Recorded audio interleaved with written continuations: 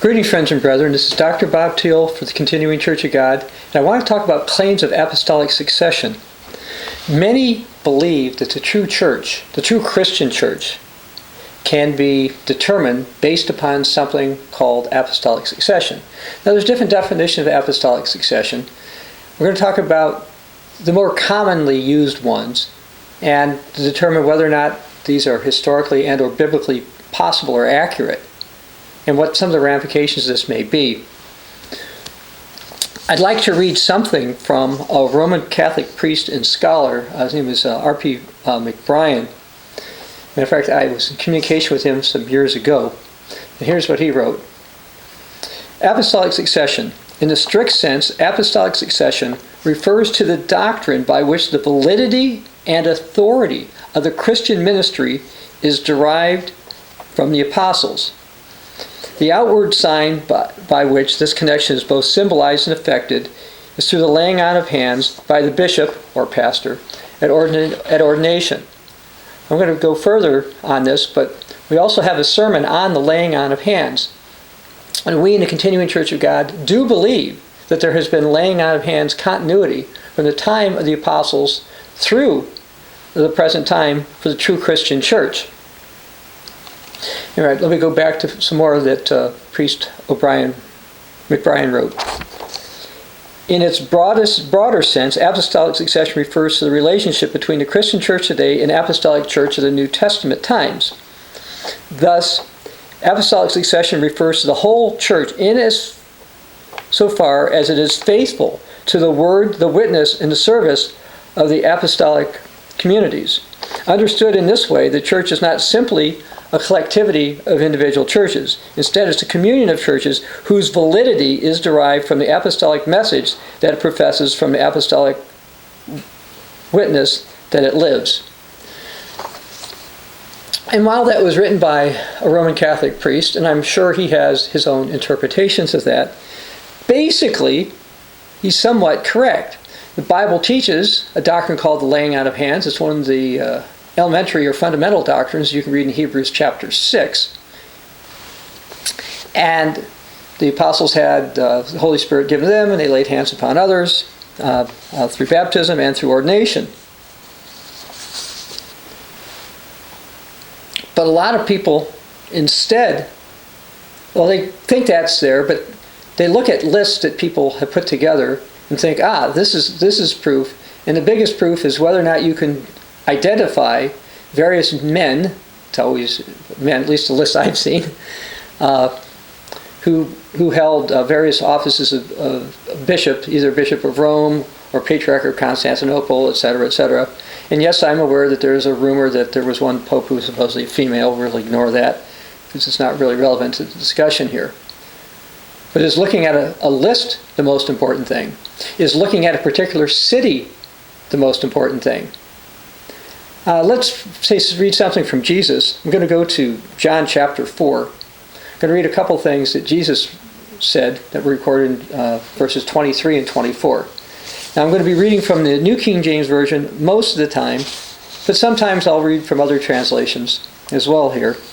In this particular passage, Jesus said, verse 23 of John 4, "But the hour is coming, and now is, when the true worshipers will worship the Father in spirit and truth.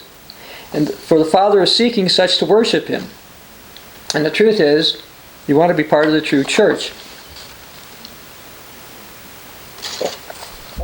The true church has continuity from the time of the apostles through the laying on of hands, as well as faithfulness in doctrine. God is spirit, and those who worship Him must worship Him in spirit and truth. Are the predominant Greco-Roman claims of apostolic succession true? And whether they are or not, are their doctrines true to the original apostolic church? This is something that, even according to priest McBrien, is something that should be in place if one is truly an apostolic church. The true successors of God and Jesus, God's people, Jesus' disciples and their successors, would contend for the faith that was once for all delivered to the saints, as Jude wrote in Jude 3. So we're going to look at some historical claims, because various groups do say they have apostolic succession. Now, is there any support for type of succession in Scripture? Well, there is support. One part of the support, as I mentioned before, has to do with the laying out of hands. And since we recently did a sermon about that, which you should be able to find at the Continuing COG YouTube channel, which is where we intend to upload this, you can watch that. We also have an article about it with various scriptures, so you can go through that. But let's go to the book of Matthew. Matthew 16 is a scripture or passage of scripture that is often used, especially by the Roman Catholics, but we'll also use it in the Church of God. It's in the Bible, we use it, even if it's misinterpreted by some. Verse 16 of Matthew 16. Simon Peter answered and said, "You are the Christ, the Son of the living God." Verse 17. Jesus answered and said to him, "Blessed are you, Simon Bar-Jonah, for flesh and blood has not revealed this to you, but my Father who is in heaven. And I also say to you that you are Peter," or a little stone. "And on this rock," meaning himself, Jesus said, "I will build my church, and the gates of Hades," or the grave, or death, "will not prevail against it. And I shall give you the keys of the kingdom of heaven, and whatever you bind on earth will be bound in heaven, and whatever you loose on earth will be loosed in heaven." Now that passage shows that the true church will not die out. If the true church does not die out, therefore, it must have continuity. Continuity to what? Well, amongst other things, the apostles. Because the apostles, in Acts chapter 2, Peter spoke. People said, "What should they do to be saved?" Jesus said to repent, accept Jesus and be baptized. The apostles at that time baptized people, laid hands on people, and from then on we've had this succession from the apostles, at least in terms of membership, as well as this particular practice of laying on of hands was also used for the clergy of the ministry. Now, some have taken this passage in Matthew 16 and said it only applies to the Church of Rome. Now, there's a couple of problems with that. First of all, while many people in the Church of Rome will tell you that's what this means, in modern times, or more recent times, and sometimes throughout history, the Church of Rome has accepted the so-called apostolic sees of other areas. And we're going to touch on those particular sees, and actually right now I'll just mention the primary ones. There's some other ones. I'll mention the primary ones. Well, one is Rome, which I've just alluded to or mentioned. The other is Constantinople, which is in the current Turkish city of Istanbul. And I visited that. As a matter of fact, I visited Vatican City, so I've been the one in Rome as well. Alexandria, Antioch, and Jerusalem. I haven't visited Alexandria or Antioch, but I have also visited Jerusalem. And I almost actually had a meeting with the Orthodox Patriarch in Jerusalem, and maybe the next time I go there, I will perhaps try to do that. Now, I should mention that, according to historians, the idea that Peter passed his seat, the cathedra as they call it, to Rome to a necessary successor bishop was not something that was that understood into the 2nd century. It took a while for this idea that Rome has later put together with this apostolic succession through Peter. But it did finally start to come up, late 2nd century for sure. This idea at least was being discussed. But it wasn't being discussed as unique to Rome. There are some other areas as well, and we'll get into that a little bit later. Now, I want to go to Ephesians chapter 2. And I'm going to read this from the New Jerusalem Bible. I'll read a portion of it from... I'll just read the New Jerusalem Bible. Ephesians chapter 2 from the New Jerusalem Bible. Again, this is a Roman Catholic accepted translation. And the reason I'm doing this, in case we have Roman Catholic viewers, to let them know that this is not... what I'm going to teach is not the result of some Protestant mistranslation or something of that of the Scriptures. Paul wrote, Ephesians 2, verse 19, New Jerusalem Bible, So you are no longer aliens or foreign visitors. You are fellow citizens with the holy people of God and part of God's household. You are built upon the foundations of the apostles and prophets. So the Apostle Paul is essentially talking about the idea, if you will, of apostolic succession. And Jesus Christ himself is the cornerstone. And New King James, it calls him the chief cornerstone, but either way, he's the cornerstone, the most important rock. Every structure knit together in him grows into a holy temple in the Lord, and you too in him are being built in the dwelling place of God in the Spirit. So I discussed this in the laying on of hands sermon. Essentially, all members in a sense of the true church should have a type of apostolic succession from the laying on of hands through the ministry to whomever would have baptized them and then laid hands on them.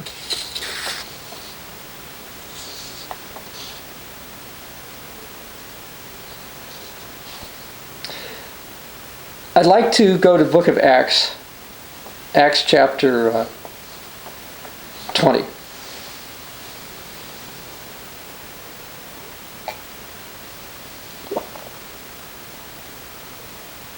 While we're going there, Ephesians 2 does not imply it's just one particular apostle or one particular prophet, because it says it's the apostles and the prophets. And this was the general view of the early Christian church, as well as the Greco-Roman churches.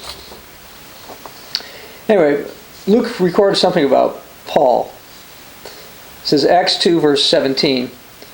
From Miletus he sent to Ephesus and calls the elders of the church. And when they had come to him, he said to them, from the first day that I came to Asia, in what manner I always lived among you. Now let's go down to verse 28. Therefore take heed yourself, and to all the flock among which the Holy Spirit has made you overseers.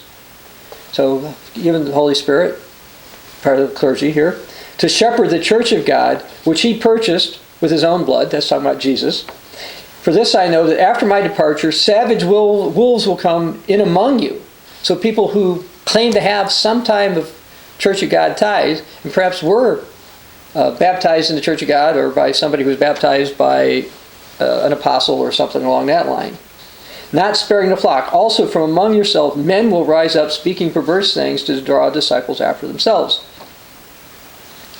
So from that passage we can see that leaders are supposed to be faithful to the apostolic faith, but that there will be some who would appear to be Christian successors and leaders, and that could be a problem. As I mentioned before, we in the Continuing Church of God believe that the New Testament clearly teaches the Holy Spirit is given the laying out of hands of Christ's apostles or elders. You can see that in Acts 18:17, 9:17, 19:6, 1 Timothy 4:14, 2 Timothy 1:6. And by the way, we have an article at the www.cogwriter.com website on apostolic succession, and I think it's like 90-something pages. So it's quite extensive. So if I go over something quickly, you may find that helpful. And by the way, since I normally only cover about 20 or 25 pages of a paper in any given sermon, you need to realize that there's a lot more information that we put together for you. So if you want to learn more depth about what I'm going to go through today, you can go there for that. I will just read though from 2 Timothy 1 verse 6. Paul taught Timothy, therefore I remind you, 2 Timothy 1 verse 6, to stir up the gift of God which is in you through the laying on of hands. And in chapter 2 verse 2 he said, and these things you've heard from me among many witnesses, commit these to faithful men who will be able to teach others also. So that's showing a couple of things, that there is supposed to be a continuity of faithful men, a type of apostolic successor. Now one of the arguments that some will say is that it's actually Peter's successor is the only one that counts. Now in the Church of God, we have accepted and I'm talking about from the old Radio Church of God, Worldwide Church of God, the Continuing Church of God, etc., we've accepted that Peter had a particular primacy among the apostles. We do not dispute that.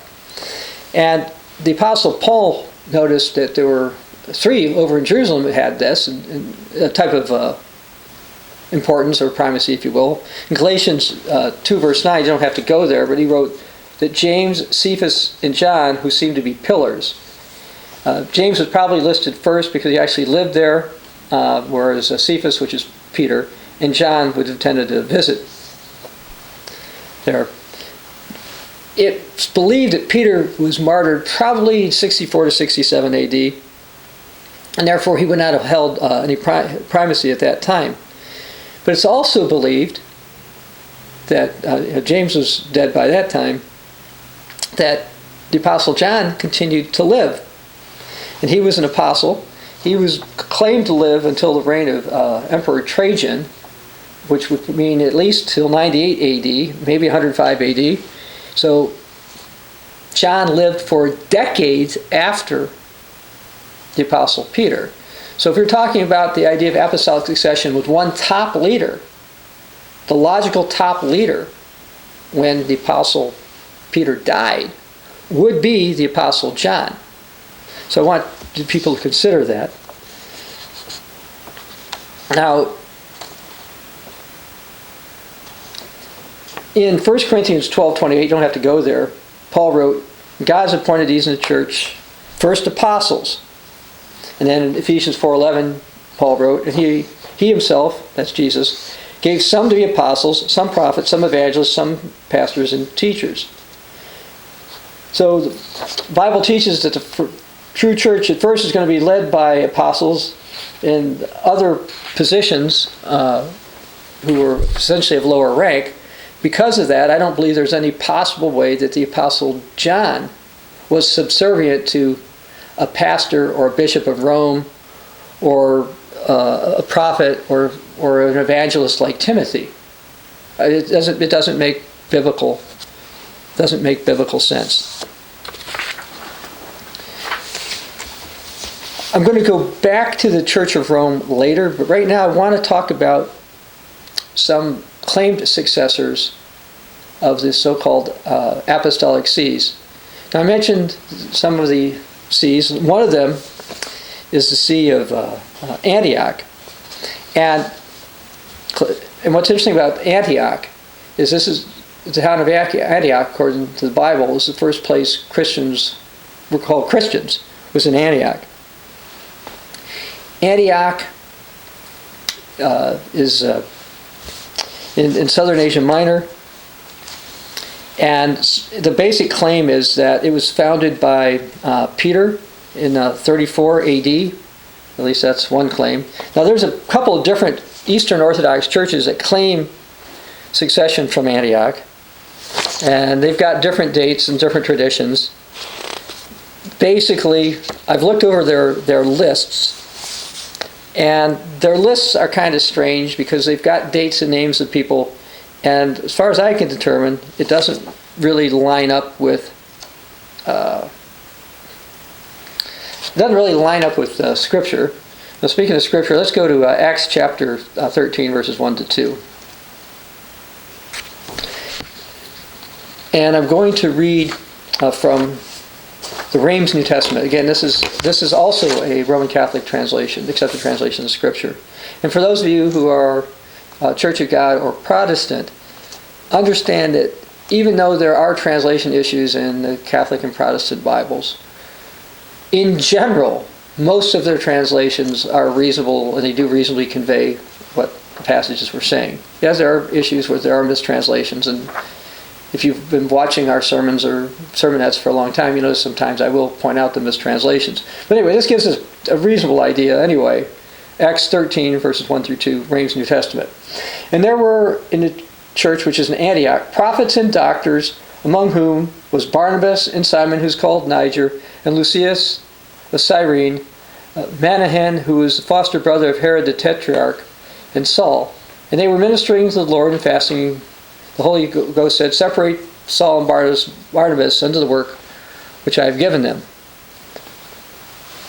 if the Apostle Peter was the bishop of Antioch at the time, or a guy by the name of Euodius, and he's the most commonly listed one, or Evodius, depending on how it's spelled with the Greek, bishop, who supposedly succeeded Peter, you'd think he would have been mentioned, but neither one of those were mentioned.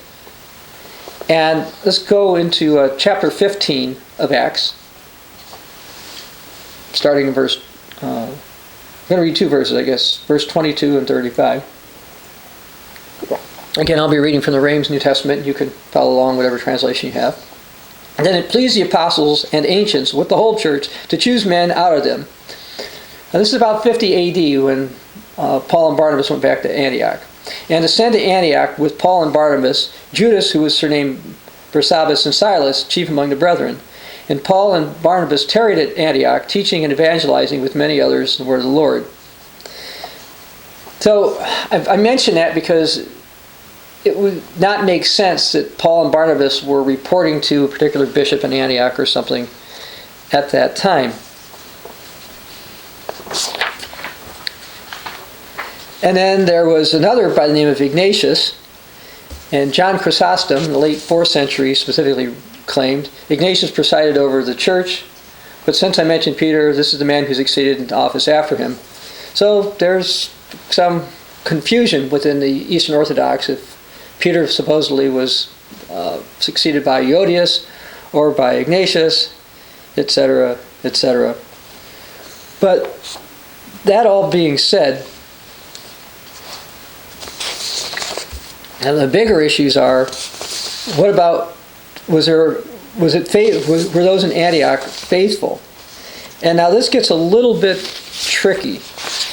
Well, whether or not there was a bishop or a patriarch over Antioch in the 1st century, let's just say that was questionable, although by the time Ignatius rose up, he would have was anointed. He would have been a bishop. And there were some other ones. Now, it turns out that there was a Church of God leader by the name of Serapion, who was bishop or pastor of Antioch into the 3rd century. He died about 211 A.D., actually he was killed.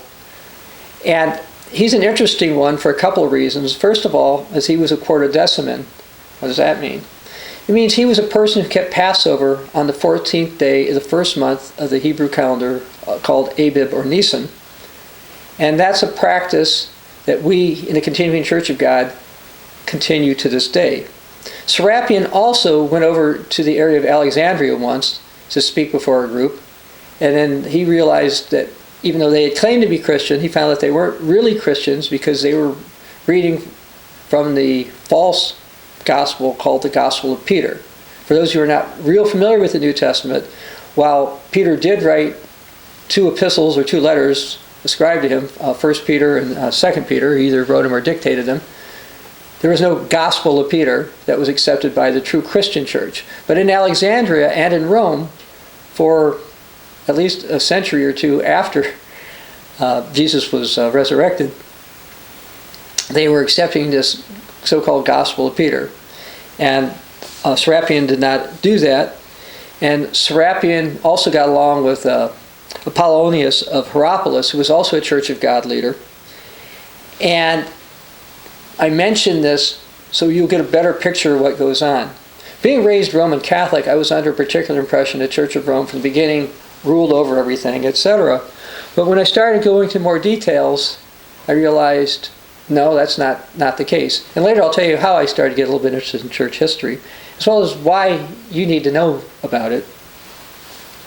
Well, anyway, Serapion was replaced by somebody else by the name of Asclepiades, or Asclepiades, and that person was not faithful.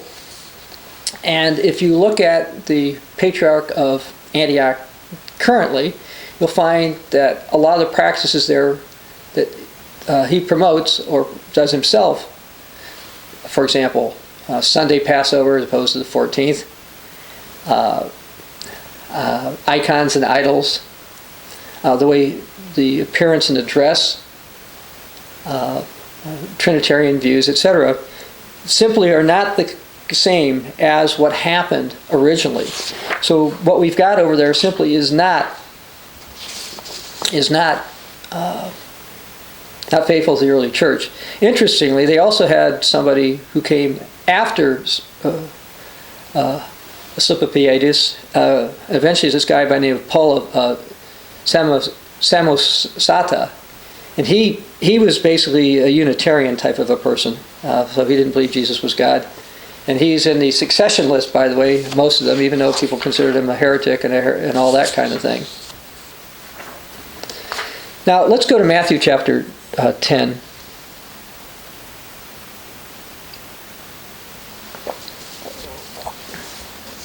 And while you're going, I'm going to say that there was a schism in 361 that's got like 3 groups claiming apostolic succession, supposedly from Antioch and all that kind of stuff.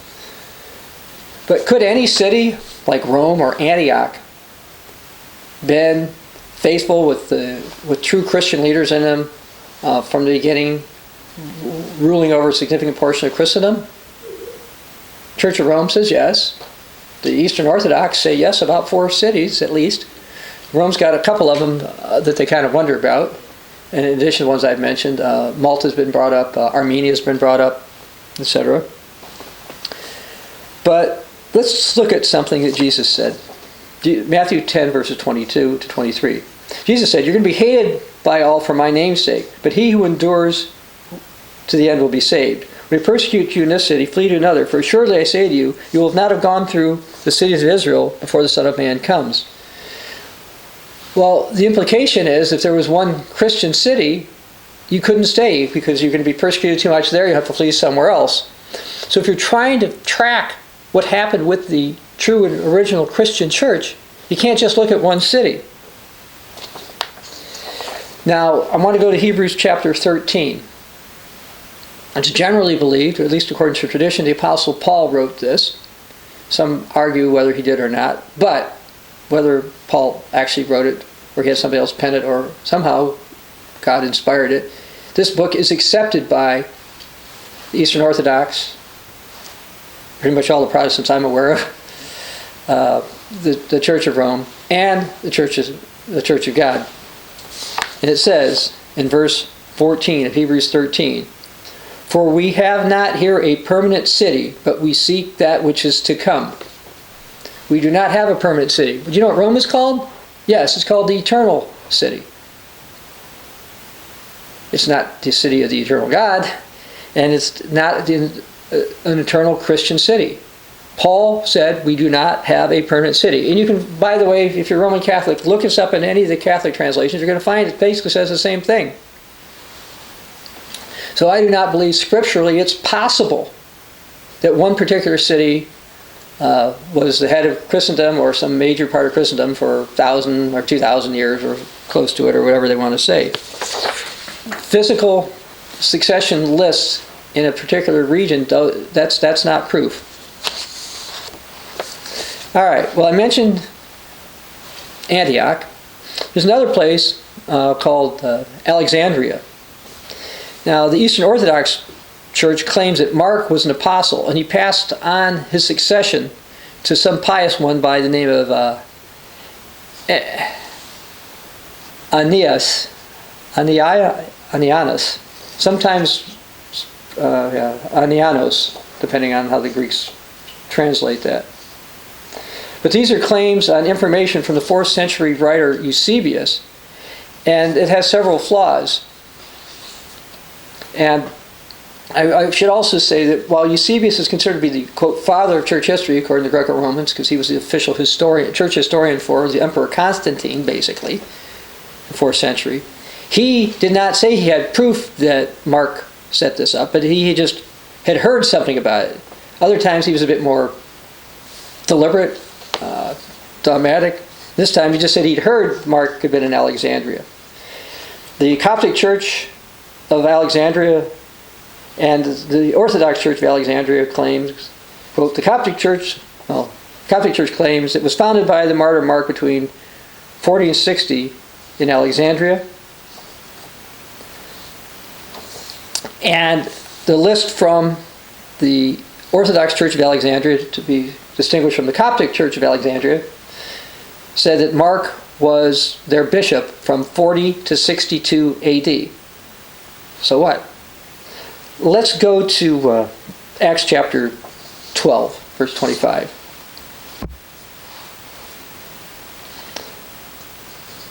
Mark is first mentioned in Acts 12, verse 12, of somewhere around 43 to 44 AD.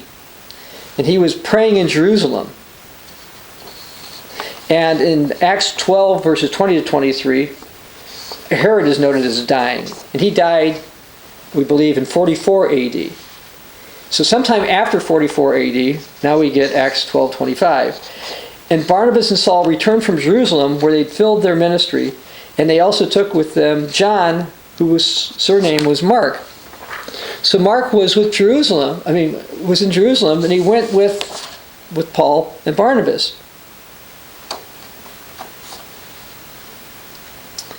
And a Protestant source says in 46 AD, Mark spent time with Paul and Barnabas in the Antioch church before going as helpers their journey. And he's believed to have traveled with Paul and Barnabas from 47 to 49 AD. But Paul wasn't really pleased with Mark. Let's go to Acts 15. Find something here. Acts 15, starting in verse 37.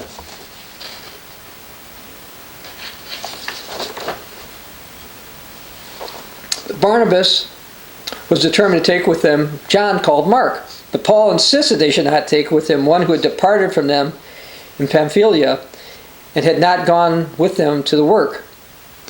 Then the contention became so sharp that they parted from one another. Barnabas took Mark and sailed to Cyprus.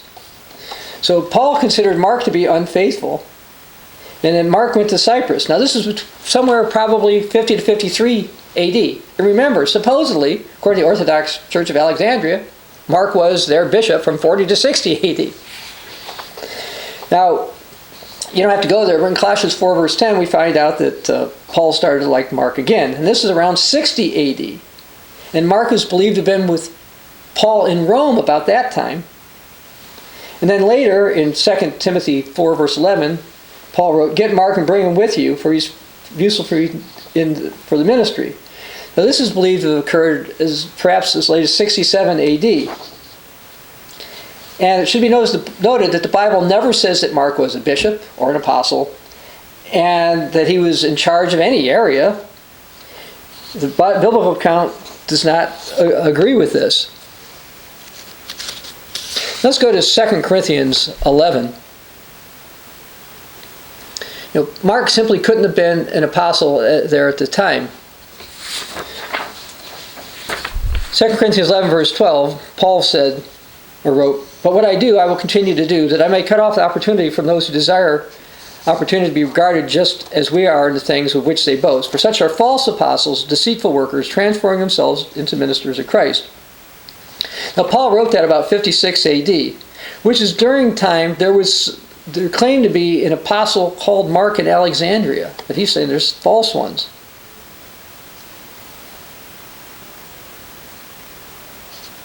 Now Eusebius, so-called father of church history, wrote this. And they say that this Mark was the first who was sent to Egypt, and he proclaimed the gospel which had been written and first established in Alexandria. And the multitude of believers, both men and women, that were collected there at the very onset, they lived lives in the most philosophical and excessive asceticism. It was so great that Philo thought it worthwhile to describe their pursuits, their meetings, their entertainments, and their whole manner of life. They didn't live like regular Christians. They lived like some kind of philosophical sect. I'll also comment that Eusebius wrote, when Nero was in the 8th year of his reign, Ananias succeeded Mark, the evangelist, in the administration of the parish of Alexandria. And Nero's 8th year of Nero's reign would have been 61 or 62. And if Mark was no longer the bishop, supposedly, as of 1960, not 1960, AD 60, you've got another gap or two in here. Now, there's pretty much nothing known about this Ananias guy or any of his successors. And I want to read something from the late French cardinal, Roman Catholic cardinal, Jean Gianole Marie Danilou, regarding Clement of Alexandria and those there. Now, Clement of Alexandria, this would be in the 2nd century. It says it remains to decide to what type of community Clement's elders belong. It seems to be very different from the Asiatic elders. In other words, according to this Catholic cardinal, there was the people in Asia Minor, which, by the way, in the 2nd century would have all been Church of God leaders. I mean, the primary ones would be, the true ones would be Church of God leaders. But there's no trace of millenarianism among them. So in Alexandria, Egypt, they didn't believe in millennium, but in Asia Minor, where people like Polycarp and Melito, etc., who I've talked about before, were, they did teach the millennium. And according to Cardinal Danilou, the community in Alexandria must have been founded, in part at least, by Essene Christians who came from Palestine after 70 AD. This would explain their theology. So Cardinal Danilou is saying, look, the theology they had in Alexandria in the 2nd century was not biblical, came from the Essenes. These weren't real Christian types. Philo wrote all kinds of things about them, which I'm not going to go into. He says, basically, they're a type of Gnostics. They just claim once you get knowledge, they perform various mysteries of religious life to make their knowledge perfect, and that was kind of their focus. They had a zeal and a desire for human wisdom, and Philo wrote, they expound the sacred scriptures figuratively by means of allegories. In other words, they didn't think the Bible meant what it actually said. They would explain it away. And this was basically what happened in that region, in Alexandria. That's the kind of so-called Christianity or false Christianity that was there. And you say, oh, you're just saying this because you're a Church of God person. You take the Bible more literally. You don't believe in allegory the way a lot of people do. But even the Roman Catholic and Eastern Orthodox saint, and he's considered a saint by the Protestants too, by the way, condemned that practice in the late 2nd century. He wrote in his Against Heresies, Book 3, Chapter 12, verse 11, but if any one of you, doting about questions, do imagine that what the apostles have declared about God should be allegorized. So he was condemning people, saying, look, you can't say what the apostles said should be allegorized, you don't really need to do it. But that's what was going on in Egypt, in Alexandria. Let me read something from a Protestant scholar by the name of Harold Brown. He says, Alexandria was the home of the celebrated Gnostic Valentinus. Valentinus adopted Philo's method of allegorical interpretation. For a time, Valentinus and his followers existed with the so-called Orthodox Christians at Alexandria. Now, Valentinus, by the way, was a heretic. He was condemned by the Church of Rome and the Church of God, and Polycarp of Smyrna condemned him, and Valentinus was probably the first person to, or one of the first, if not the first, known to try to claim some type of a trinity for the Christian God.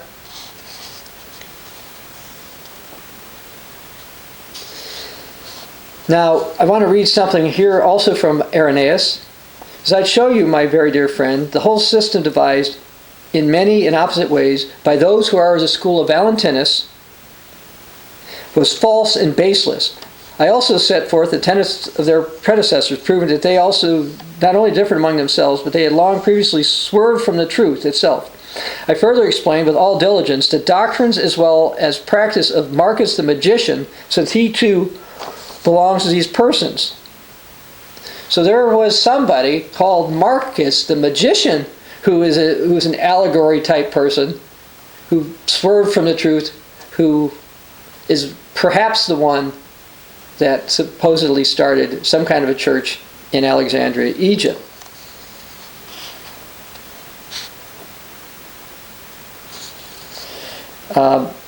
The other one said, no, this is a later person. It says Marcus is the 7th bishop listed by Eusebius. He could have been the disciple of the 2nd century Valentinus. But there are actually several people by the name of Marcus, and it is possible that the first Marcus claim was just some false person, and then their seventh or eighth bishop, whatever they listed here, was also there. Now, were there any true Christians in Alexandria? Probably there were, but not in the so-called succession list that they have. If you could go through this, doing more and more details, you'll find that there were just many things that were wrong. The Roman Catholic Church basically condemned Clement for his involvement with Gnosticism. Protestant scholars did that as well. Matter of fact, here's something from a Protestant scholar, John Wolford, who's since died. He's talking about Alexandria, Egypt. They subverted all major doctrines of faith. The Alexandrian school of theology is labeled by all theologians as heretical, but they claim that they have succession from this particular region.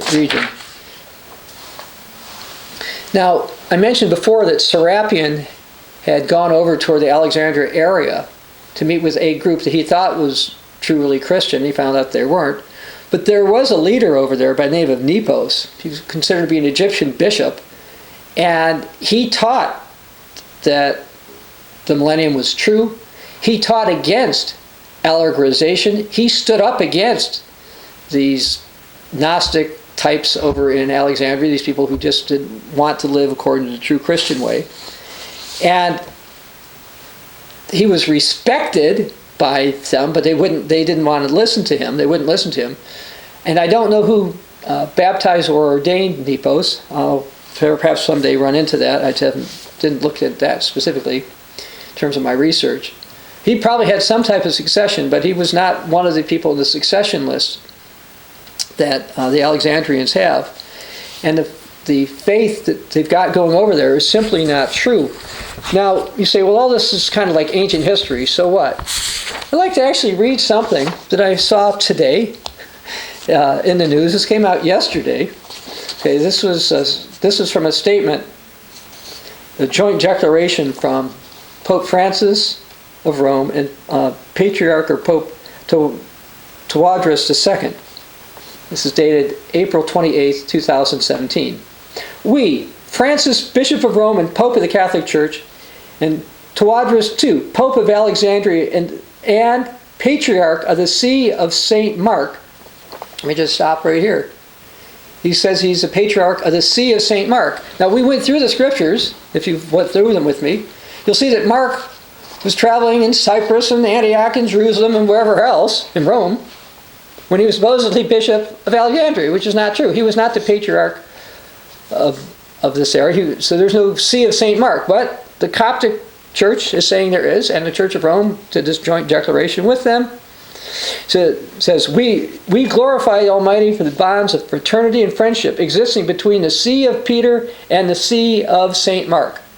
So we've got the Catholic Church accepting or acknowledging Alexandria. And by the way, it used to accept it a long, long time ago. While growing up Roman Catholic, I thought Rome was supposedly the seat of Roman Catholic theology. Initially, they got a lot of influence from Alexandria. The great library of Alexandria had a lot of information. They had a lot of scholars and intellectuals over there. And it was from Egypt, from Alexandria, that Rome adopted many of its doctrines of theology. And now they're saying there's a See of Mark and a See of Peter. And then they talked about things they have in common. Back in 1973, these two groups kind of got together. And they declared that in line with apostolic tradition, they profess one faith in the one triune God. Well, apostolic tradition, I shall tell you, does not teach that. The early leaders, Church of God leaders, were essentially called Binitarian, if you will. In terms of this triune thing, if you look at the list, apostolic succession list of all four so-called sees of the Eastern Orthodox, at least one of those bishops was proven to be a semi-Arian or Binitarian and not a Trinitarian. As I told you before, you also Paul of Samosata, that was a Unitarian. So that was the reality is the Greco-Roman Trinity was not adopted until the Council of Constantinople in 381 AD. It was not an apostolic tradition, but they're claiming this ties them together, and it's acknowledged that the divine life is given to us and nourished in us through the 7 sacraments, and that we venerate the Virgin Mary, the Mother of True Light, the Theotokos, which is supposed to mean God-bearer. And then they confess, in obedience to Holy Scriptures, in the faith of the 3 ecumenical councils assembled in Nicaea, Constantinople, and Ephesus. So they're going back to those councils again. That they ask God to guide them to choose the full unity, the mystical body of Christ. So they've got a unity plan. The day before, by the way, on April 27th of 2017, Eastern Orthodox Patriarch Bartholomew of Constantinople said, "Our contemporary world is marked either by relativism, deeply connected with secularism, or fundamentalism, which is seen by many as a reaction to the first. Indeed, fundamentalism often sees itself threatened or even persecuted by relativism. While the last, or relativism, denies the existence of truth, the fundamentalist considers its own truth as unique and must therefore be imposed on others, making it impossible for religion to serve as a bridge between human beings." So, what Bartholomew was saying is that, okay, you've got the secularists, they don't believe in truth, or they think everything's relative and doesn't matter. On the other hand, he says, you got these other people, the fundamentalists. Now, you could be referring to different types of fundamentalists: Protestant fundamentalists, Christian fundamentalists, or Muslim fundamentalists. But he says the fundamentalists are a threat because they believe they have truth. And if you have truth, how can religion be a bridge among people? Well, it would be a true bridge among people if they would accept the truth. But they don't. You've got these people in Egypt who claim to be Christians, Coptics and the other Orthodox, and they think they have apostolic succession based upon Mark, who was not the gospel writer Mark. He was not the one who founded the church in Alexandria. As I said, even Catholic Cardinal Danilou said that, look, now they got this Essene so-called Christianity, and that's kind of what they got it. And that's where it came from. Yet we're seeing Bartholomew say, oh, don't worry about the truth. We want to just kind of get together.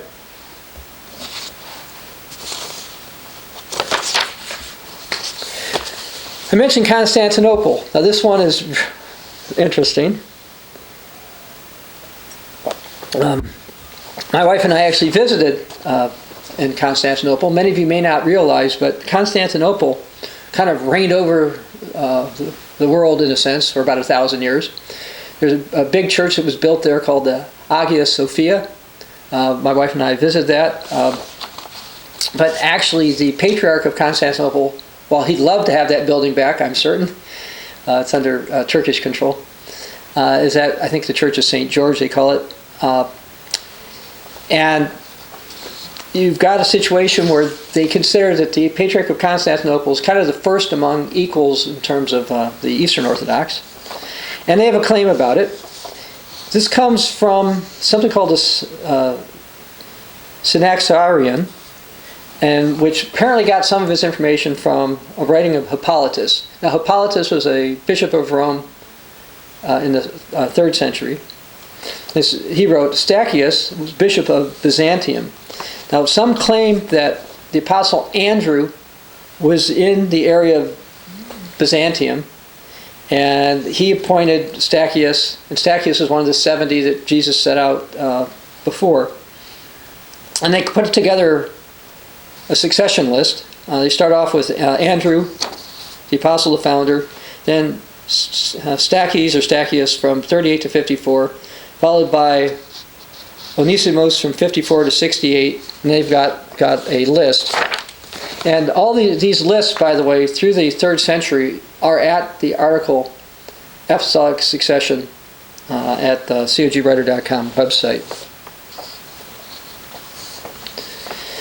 Now, what's interesting, to me at least, is that there was nobody really had considered Constantinople of particular importance. it was basically the churches in Asia Minor were going around, and they were believed to have succession and actually had existed. But the stuff with Constantinople, a book was written in the 3rd century that made a few things up. But what happened was in the 4th century, Roman Emperor Constantine decided to have a new Rome, Nova Roma. So he went to the area we now call Istanbul. It had 7 hills, so it was a city of 7 hills, kind of like Rome. And it was renamed Constantinople. And because it was kind of the new Rome, people decided they needed to do something with it. The name was actually Constantinopolis, the city of Constantine. So we tend to, in English, call it Constantinople. And I'd like to read something from the official website of the Ecumenical Patriarch of Constantinople. The apostolicity, the apostolic succession, of the throne of Constantinople, and they consider it a throne, just like the Roman Catholics do, is shown from the proven fact that the apostle and evangelist John preached in Asia Minor. It was he who addressed his book of the Apocalypse to the 7 churches of Asia, namely the churches of Ephesus, Smyrna, Pergama, Thyatira, Sardis, Philadelphia, and Laodicea, which, since the 4th century, belong stably to the jurisdiction of the Church of Constantinople. All right, now this is going to sound a little odd, so let me try to explain this. What they're saying is, because the Apostle John was in Asia Minor, which he was, and he was an apostle, which he was, and I think he's the last one alive, he's the primary apostle, if anyone had top-level apostolic succession, it would have been him. And he did write a book to Asia Minor, and beyond that, there were leaders from these areas. You've got people like Polycrates from Ephesus, Polycarp of Smyrna,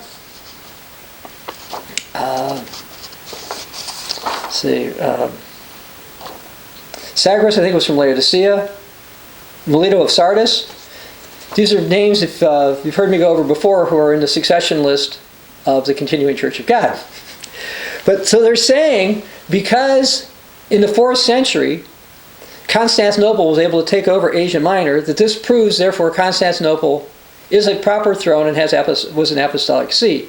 But this is ignoring facts of history and doctrinal compromise, for that matter. I'd like to read something from Dionysius, who is a bishop of Alexandria. And this is in the 3rd century. He was talking about the churches of the East. He said, which means Asia Minor. But now know, my brethren, that all the churches throughout the East and beyond, which formerly were divided, have become united. And the bishops everywhere of one mind. So what does this have to do with anything with succession? In the 3rd century, after a particular persecution, and this other guy called Gregory the Wonder Worker rose up, we no longer see, if you will, a succession list of Church of God leaders in Asia Minor. It isn't that there was no succession still in Asia Minor. It's just that we don't see them on any of these lists that Eusebius chose to keep or not to keep. Okay, so we have a gap, if you will, where we can identify. Instead, what happened was eventually, this is after Pionius was martyred, who was probably the last Church of God leader in that sense that we know of into the 3rd century. The Greco-Romans took over the area, and the people who were there compromised with them. So for Constantinople to claim that they have succession because of this is just absurd. I will also say that they changed their succession list after I wrote something the first time in terms of dates and whatever, and I'm not going to go through that in any great depth here. But I will say that their so-called second successor, a guy named Onesimus, who's supposedly one from the Bible, he could not have been the bishop of Constantinople when they said. There's a Onesimus mentioned in the epistle to Philemon, and this was believed to have been written dispatched somewhere between 61 to 63 AD. Yet the Orthodox Church claims that this is the same guy who is their bishop. Onesimus was a servant of Philemon. He was a man of love. He went to Rome, became a Christian with Paul, and they basically teach he's their guy. But it's not possible. First of all, consider that he was a bad servant at first, and that's known. And he couldn't have been in charge of the church when he was somebody else's servant. Okay, it doesn't make any sense. And that he couldn't have been a bishop before he was baptized or after he died. I mean, the stuff just doesn't make sense. I'm not going to go into that one in more depth. If you want more depth, go over to the Apostolic Succession article. Then you've got Jerusalem.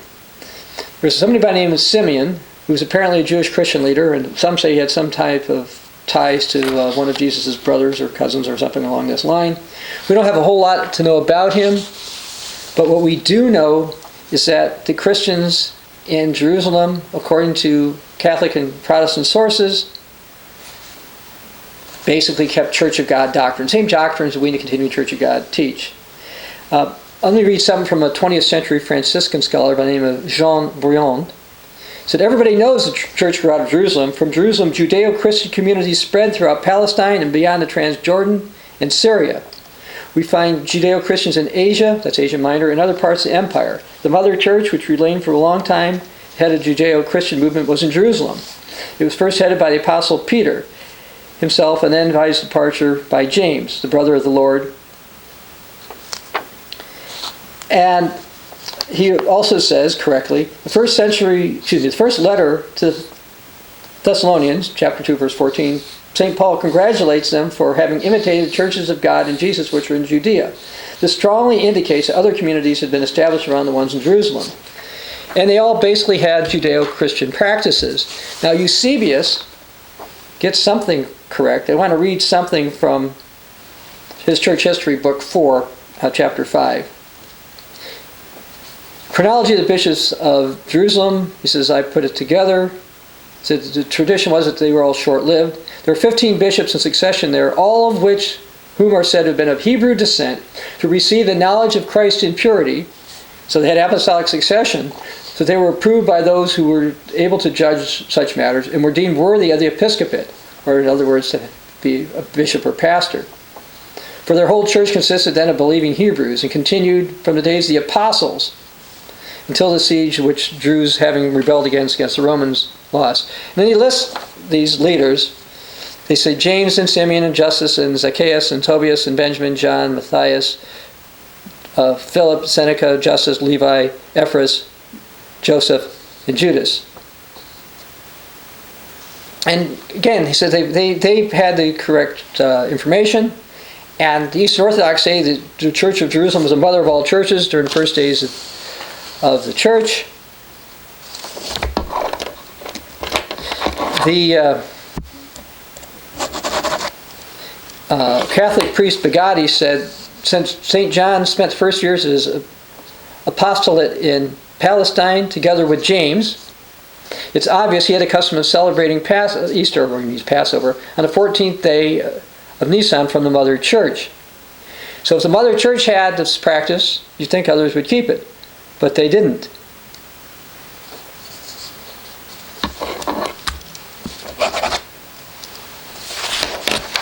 I'd like to read something from the Catholic Encyclopedia of 1907. The shortest apostolic church is out of Jerusalem. In 130 AD, the Holy City was destroyed by Hadrian, and the new town, Aelia Capitolina, was erected on its site. Now, actually, Jerusalem was not taken over for 135, but the Church of Rome is correct that, in terms of having apostolic succession, that the true church was not in Jerusalem, because after 135 AD they had a choice to make. Either compromise keep Passover on Sunday and do other pagan things, or keep the original Christian practice. And so that drove the real Christians out. And lest you think the Catholic Encyclopedia is biased, the Catholic saint and Eastern Orthodox saint Irenaeus in the late 2nd century said that concerning Jerusalem,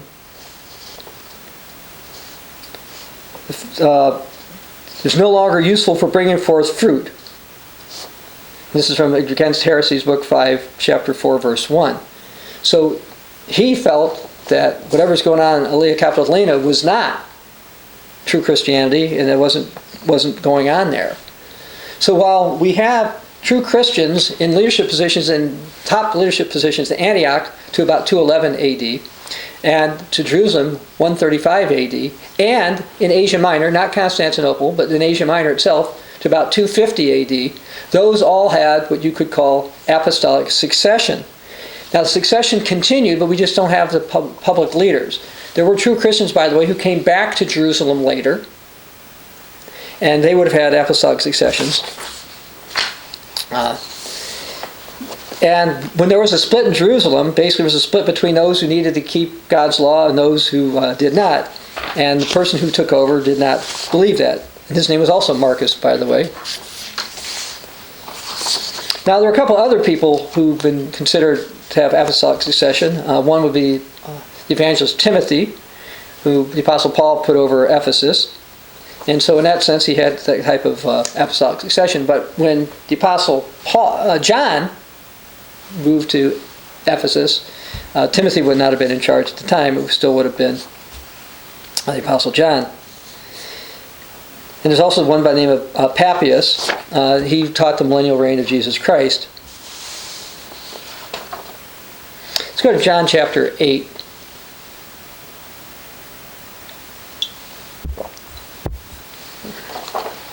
Verse 32. Verse 30, excuse me, John 8, verse 30.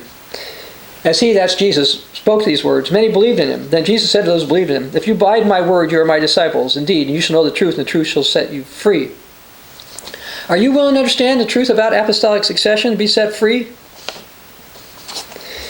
Now, when he was talking to the Jews further, they said, we're Abraham's descendants. We've never been in bondage to everyone. How can you say to be set free? And verse 37, I know Jesus says you're Abraham's descendants, and you seek to kill me, etc., etc. So what's this got to do with anything? Well, people will point to these lists. Say, look, we are a descendant of this particular church.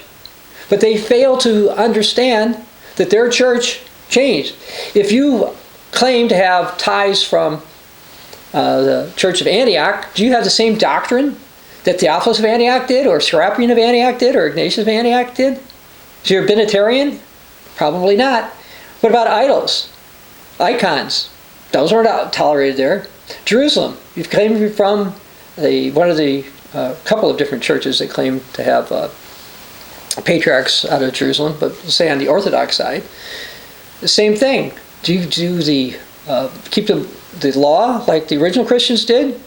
Like the Hebrew Christians did? Do you believe you're doing that? No, you don't do that. So your church has changed.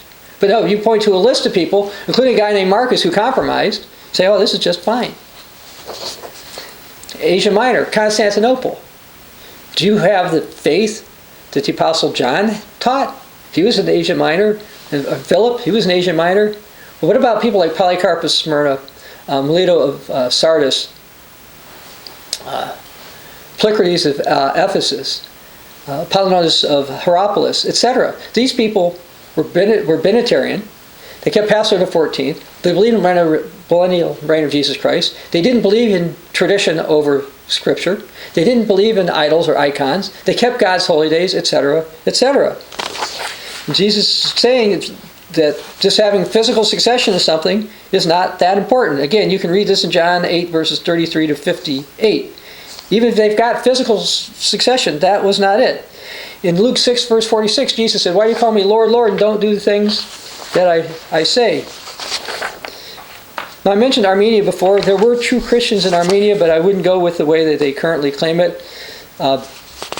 Same thing about other places. Now, some have claimed that Britain has apostolic succession through Joseph of Arimathea. Some are claiming that. But let me just talk about the current Anglican Church, who Rome, by the way, used to accept that the Anglicans had some type of succession. Justin Welby talks about, you see, gay relationships. Okay, he's the current head of the Anglican Church, supposedly. You see, gay relationships are just stunning in the quality of the relationship. The Church of England holds very firmly, continues to hold the view that marriage is a lifelong union of one man and one woman. At the same time, at the heart of our understanding, what is to be human is the essential dignity of humans. And the Church has voted overwhelmingly in favor of the principle of female bishops. Welby pledges to continue pushing for female bishops even after the Synod rejected the idea. So we've got the British Church, Anglican Church, who accepts gay relationships. They won't call them marriage, but they say that they're just beautiful and all this kind of stuff. And that's they simply don't have succession to the original. Now, did anybody in the 2nd century think that any church had apostolic succession? Yeah, actually, there were some. I'd like to read something from the Catholic Encyclopedia. Among writings of the Fathers, the following are the principal works which bear on the doctrine of the Church: St. Irenaeus and Tertullian. Okay? And they're citing against heresies by Irenaeus, who I quoted a few times, and prescription against heretics by Tertullian. So let me read something that Irenaeus said. He talks about the church founded in Rome by the hands of Linus, the office of the bishop of Rome. But Polycarp, he says, was not only appointed by the apostles and conversed with many who had seen Christ, he was also by the apostles in Asia appointed bishop of the church of Smyrna,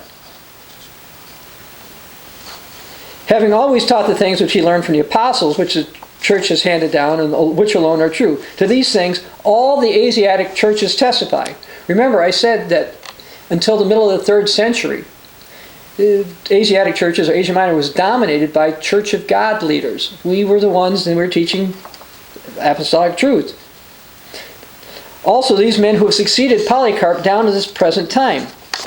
So we see from Irenaeus, he said that there were two groups with apostolic succession that he mentioned. He felt that Rome had it, but he didn't go into all the detail. But he said Asia Minor does because these people were faithful to the apostolic traditions, etc. We in the Continuing Church of God claim and can demonstrate that we have spiritual succession from Asia Minor, and we believe a continuity of laying out hands from there as well. We have physical as well as spiritual continuity in terms of apostolic succession. But what about Tertullian's time? Now, around 195 AD, so at the end of the 2nd century, Tertullian said there are only 2 possible churches, but the others were heretics. He said, let the heresies, they're like novelties. They have no continuity with the teachings of Christ. But let them claim apostolic antiquity. We say, show us your church. Show us your list of bishops. From the apostles, or some bishop appointed by the apostles. As the Smyrnians, now the Smyrnians were those in Asia Minor, count from Polycarp and John, and the Romans from Clement and Peter. Let the heretics invent something to match this. So what he's saying is, there's heretical groups, but the only 2 groups have a list of bishops that suggest succession. One are people who in Asia Minor who claim to come from the Apostle John through Polycarp, etc. And then he said the Romans who claim to come through Clement. Now this is a different Clement than the one that was in Alexandria. Now one issue with this, and I'm not going to go into a lot of depth, is that the Church of Rome has what they call varieties of order. Who was the one supposedly that succeeded Peter? One group says Linus, one says Clement, and there's other varieties of order. But what's interesting is Tertullian must have known that these 2 groups differed.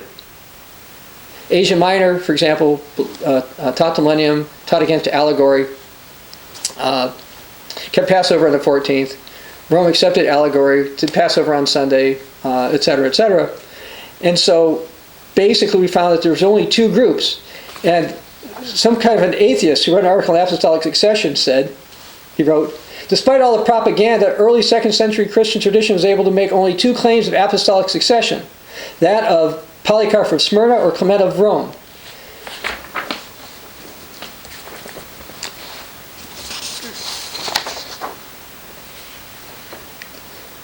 And we also see that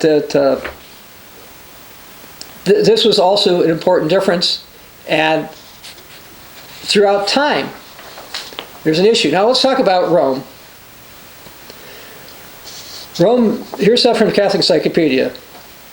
Apostolicity, here's the subject. It says, the apostolic succession is found in the Catholic Church, that none of the separate churches have any claim to it, that the Anglican Church in particular has broken away from apostolic unity.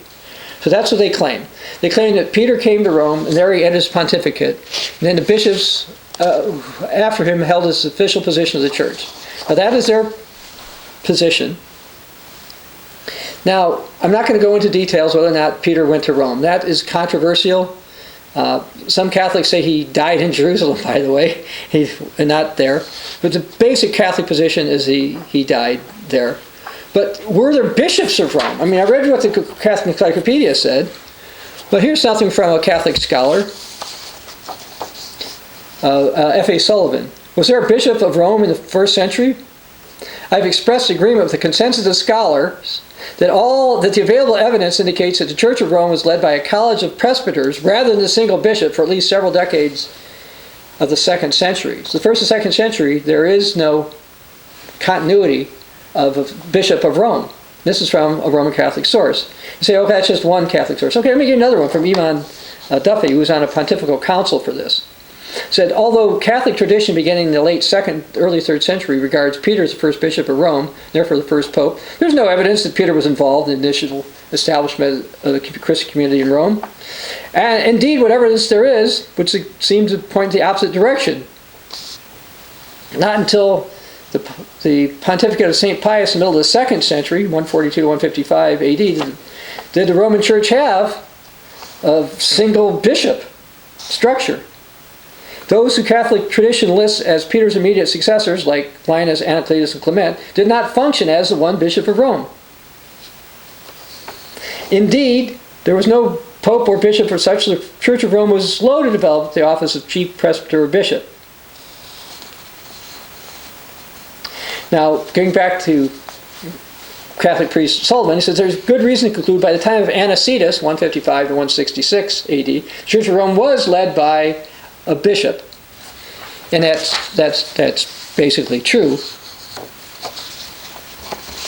And so we've got a situation where the Catholic scholars say, look, we really didn't have proof of this stuff. Now what got me interested in all this was years ago, my wife and I visited Vatican City. We'd been there a few times. And this is probably 10 years or so ago. We went and we bought this book called The Popes. And I bought this at a Vatican bookstore within the side area of St. Peter's Basilica. So it was part of that. And see this? They've got pictures and little stories about people. Okay, now they didn't have cameras back then. They didn't have paintings of these people, but somebody eventually made pictures of them. And when I started to read this book, I decided to focus first on, I knew about Peter, and I wanted to read about Linus and Clement, or Cletus, and Anacletus, and a couple of other guys. Well, I started to read through this. By the time I got here, I started to wonder about this. I said, wonder where they got all this information. For example, it says that Linus, from 67 to 76, was the first to take up inheritance of St. Peter. He made a disposition for women to be admitted to holy places and attend functions with their head covered. Well, the Catholic Encyclopedia says that isn't true. It says the Liber Pontificalis talks about him. And the Liber Pontificalis is a book that the Church of Rome no longer relies on, but started to be written in the probably 6th century through the 15th, 16th century. And it said that he supposedly issued this decree about women having their heads covered. Without a doubt, this decree is apocryphal. It was arbitrarily attributed to this first successor. So we know that's not true. Then another person, this is John O'Malley, a Jesuit priest, said The earliest list of popes began not with Peter, but a man named Linus. The reason Peter's name wasn't listed, he was an apostle. The Christian community in Rome, well into the 2nd century, operated as a collection of separate communities without a central structure. Rome was a constellation of house churches, independent of one another, each loosely governed by an elder. So they didn't have the type of succession that they claim. And another Catholic source says, according to Irenaeus, Peter and Paul, and not Peter only, appointed Linus to be in charge. So Irenaeus did not think Peter and Paul as bishops, or Linus as the immediate successor of Peter, any more than Paul. Now in this book here, it says, Cletus or Anacletus, says he made the disposition for the consecration of bishops and dictated norms for ecclesiastical dress, prohibited them to let their beards grow. He built a small chapel over the tomb of St. Peter, etc. And the Liber Pontificalis talks about that, but one classic scholar claims that this is just not the case. And if you look through Roman Catholic history, they will tell you that until the time of Constantine, ecclesiastical, that's the 4th century, you didn't have ecclesiastical dress. And as far as Peter in the chapel, supposedly, according to Liber Pontificalis, that didn't happen until Pope Cornelius XII of 251 to 253 AD.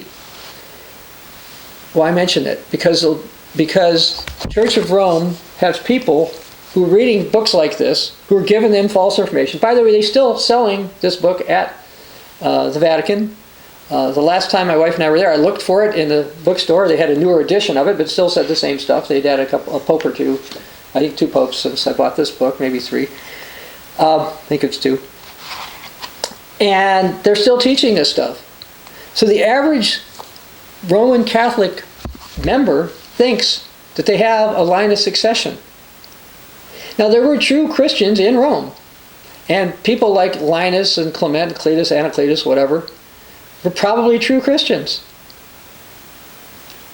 It's not until sometime in the 2nd century we see compromise that occurred in Rome. You say, well, what about Simon Magus? Oh, yes, Simon Magus is in Rome, and whatever's associated with him was false. But in terms of people like Linus, Clement, Cletus, etc., they could well have been true Christians. A man by the name of Hegesippus, who had been in Asia Minor, went to Rome and basically said, do you guys have a list of bishops? And they really didn't, so they came up with a list of leaders. And then later, people started to make up stories about them. And I could go through in way more depth of why these stories are not true. The problem that we have these days is that people like to walk by faith and not by sight. I'd like to say these lists are proof that they're true. And their church is true, but these churches are not true to the basic original doctrines of the Christian church. I want to show you a booklet we have called Where is the True Christian Church Today? And one thing I want to show you is, for example, this is St. Peter's Basilica, and this is Mr. Abbey for the Church of England.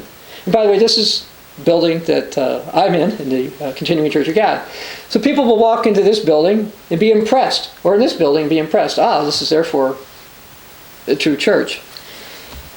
That's not proof. How things look are not proof. It's been said that Satan is not much of an original thinker because the same lies have worked over and over again.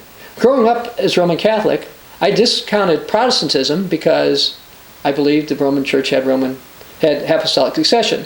Now, as I got older and I read the writings of their scholars and I read original church writings from the 2nd century, I realized, wait a second, Church of Rome was not in charge of everybody, and the stuff that the impression I was given was false. Even though, again, even into the 21st century, they're still teaching the same thing that's not true today. And I also said to myself, well, you can't trust the Protestants because the Church of England, who claimed to have succession, broke off because King Henry VIII wanted to get another wife. He couldn't get his divorce through, so to me that was nonsense. I didn't know much about Martin Luther, but later I realized, well, Martin Luther was a Roman Catholic, and basically he considered the Roman Catholic Church was basically true, just he had some things he wanted them to fix. Why does any of this matter? Why do I keep going through matters of church history? Oh, and by the way, speaking of church history and booklets, I'll point this one too, Continuing History of the Church of God. These booklets are available at the www.ccog.org website. Go to the Literature tab, go under Booklets, and you can find these. And we have information in multiple languages for those who want to do that. But why is this important for us to know? Why should Christians care about this kind of stuff? Because you're going to be challenged. You're going to be challenged that their church has apostolic succession, your church does not, therefore their church is true. Now, we in the Continuing Church of God do have apostolic succession. Now, it's true, we can't point to a list of every single leader past 250 AD, but we can point to a list, by the way, up to 250 AD, as well as leaders scattered throughout history. And remember, I read the scripture that we're not supposed to have a permanent city.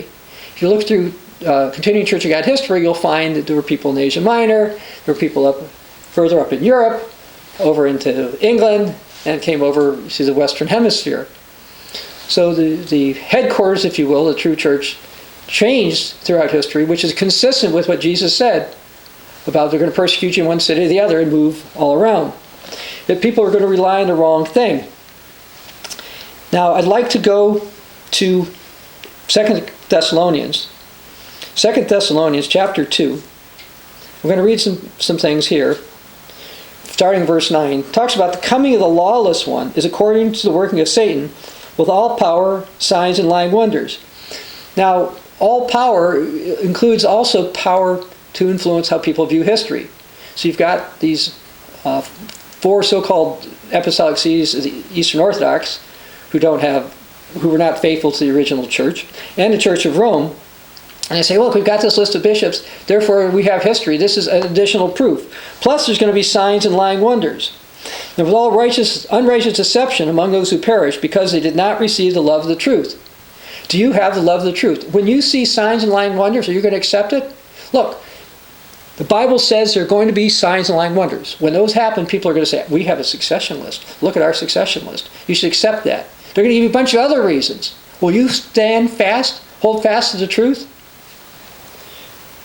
They did not receive the love of the truth that they may be saved. And for this reason, verse 11, God will send them strong delusion that they should believe the lie, that they may all be condemned who did not believe the truth and had pleasure in unrighteousness.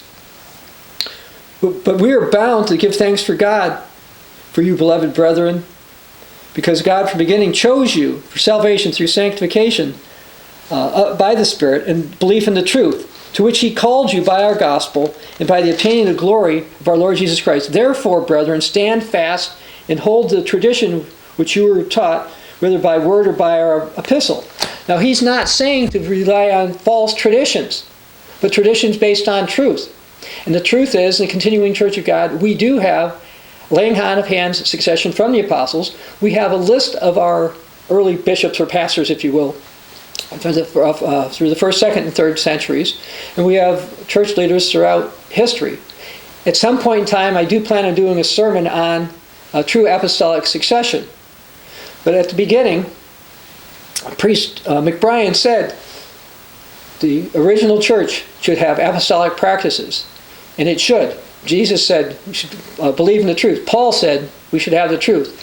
And the church that has the same doctrines, the original apostles, and the same doctrines of the faithful in Jerusalem through 135 AD, through Antioch through 211 AD, through Asia Minor through 250 AD, to Rome to maybe 100, 120, 130 AD, I'm not sure precisely when, is the Continuing Church of God. We have those original doctrines and practices, and these are not the doctrines and practices that are held by the groups that claim the 5 particular apostolic sees. For more details about this, I would urge you to look at what the original church taught, to read our booklet or study our booklet, Continuing History of the Church of God, which is available at ccog.org. Understand some aspects of church history. The Bible talks about the fact in the end times God's people are going to instruct many in Daniel chapter 11. You need to understand these things because you can withstand the wiles of the devil who's going to try to deceive people. Church history and apostolic succession, signs and lying wonders, and false doctrine are all going to be part of that. But stand faithful, brethren, and believe the truth. The truth is that those other groups do not have true apostolic succession, but we in the Continuing Church of God do. This is Dr. Bob Thiel, the Continuing Church of God.